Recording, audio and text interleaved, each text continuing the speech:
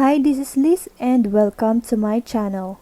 Today's video we will talk about the travel requirements from Japan traveling to the Philippines. But before we start, if you are new here to my channel, please don't forget to like, subscribe, and click the notification bell for you to update every time I posted a new video. Okay, let's start.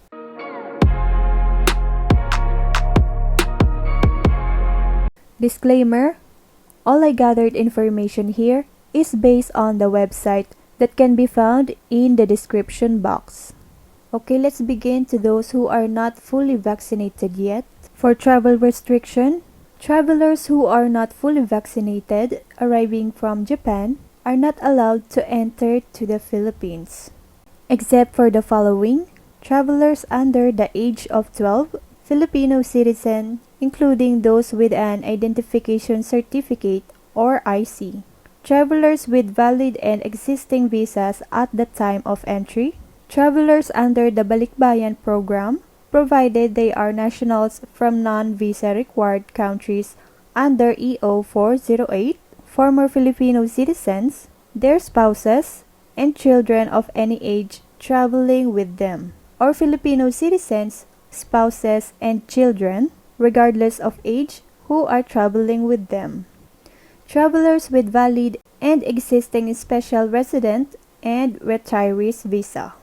Next, for mandatory quarantine and testing, travelers who are not fully vaccinated are required to complete facility-based quarantine until the release of their negative COVID-19 RT-PCR test results, taken on the 5th day after arrival. After receiving negative test results, travelers are required to complete home quarantine until the 14th day, with the day of arrival being the first day.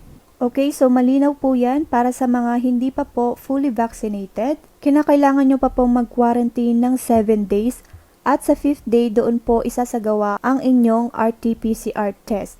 At kapag nakuha nyo na po ang inyong test result, ay maaari na po kayong umuwi, pero kailangan nyo pa pong kumpletuhin ang quarantine for 14 days.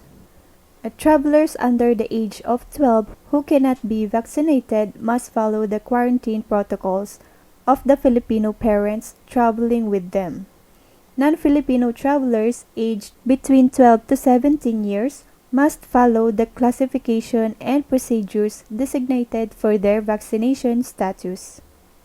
For COVID-19 test, proof of a negative pre-departure COVID-19 test result. Travelers are required to provide proof of negative COVID-19 RT-PCR test result taken a maximum of 48 hours before departure from the origin country to the Philippines, except for the following: travelers aged 3 years and under unless symptomatic. For visa requirements, visa-free travel is currently suspended. To visit the Philippines for business or tourism, you do not require a visa.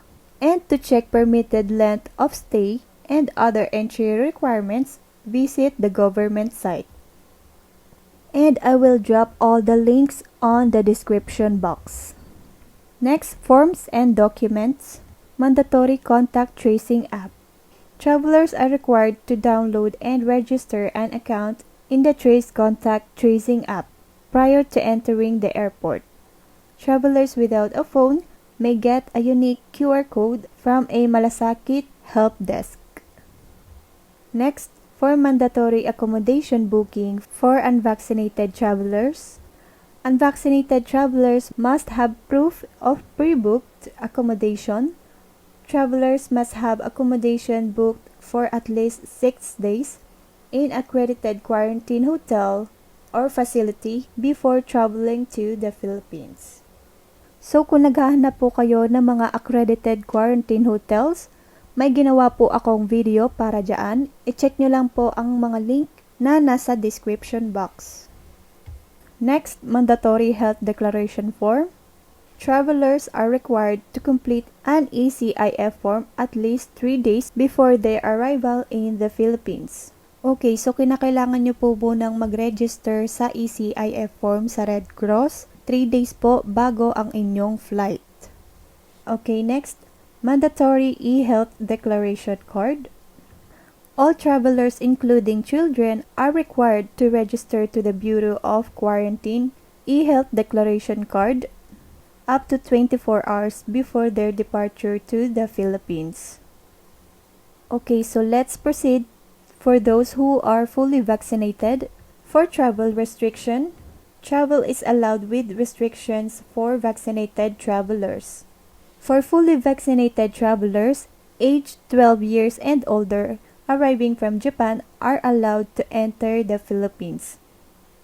Fully vaccinated travelers are not required to quarantine on arrival in the Philippines, but they must self-monitor for COVID-19 symptoms for 7 days, with the day of arrival being the first day. For COVID-19 testing, proof of a negative pre-departure COVID-19 test result. Travelers are required to provide proof of a negative COVID-19 RT-PCR test result taken a maximum of 48 hours before departure from the origin country to the Philippines. And except for the following, travelers aged 3 years and under unless symptomatic. Okay, for visa requirements, no visa required. Visa-free travel is currently suspended. To visit the Philippines for business or tourism, you do not require a visa. To check permitted length of stay and other entry requirements, visit the government site. Next, mandatory proof of vaccination. Vaccinated travelers aged 12 years and older must have received all vaccine doses required at least 2 weeks before travel. Travelers must have a vaccination certificate that can be verified by Philippine authorities as valid or authentic. Vaccines accepted are those in the emergency use authorization list or compassionate special permit issued by the Philippine Food and Drug Administration, and vaccines in the emergency use listing of the World Health Organization. Travelers who were vaccinated in the Philippines can have an LGU or hospital-issued vaccination card or certificate, or a BOQ-issued international certificate of vaccination or prophylaxis. Okay, para po sa mga 12 years old pataas ay kailangan nakapagpa-full vaccine na po kayo at least 2 weeks bago ang inyong flight. Kailangan rin po na meron na kayong vaccination certificate at dapat po ito ay valid. At kung kayo naman po ay sa Pilipinas nakapagpa-full vaccines, ipresenta lamang po ang inyong vaccination card or certificate na galing sa inyong mga LGU or hospital. Next, mandatory contact tracing app. Travelers are required to download and register an account in the Trace Contact Tracing app prior to entering the airport.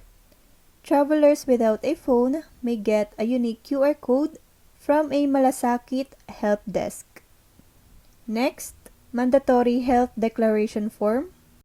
Travelers are required to complete an ECIF form at least 3 days before their arrival in the Philippines. Next, mandatory e-health declaration card. All travelers, including children, are required to register to the Bureau of Quarantine e-health declaration card up to 24 hours before their departure to the Philippines. Okay, so paalala lang po muli, 3 beses po kayo dapat na mag-register. Una ay sa Trace app, pangalawa sa ECIF form ng Redcross, 3 days bago po ng inyong flight. At sa Bureau of Quarantine e-health declaration card, 24 hours naman po bago ang inyong flight. So for all the information that you will needed on this topic, I will drop the link on the description box. And that's it for today, guys. I hope this video helped you before you fly to the Philippines.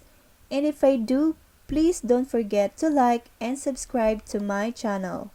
And for more travel update, you can follow me on my Facebook page and Instagram at Liz Diary. And once again, this is Liz. Thank you for watching. God bless and see you on my next video.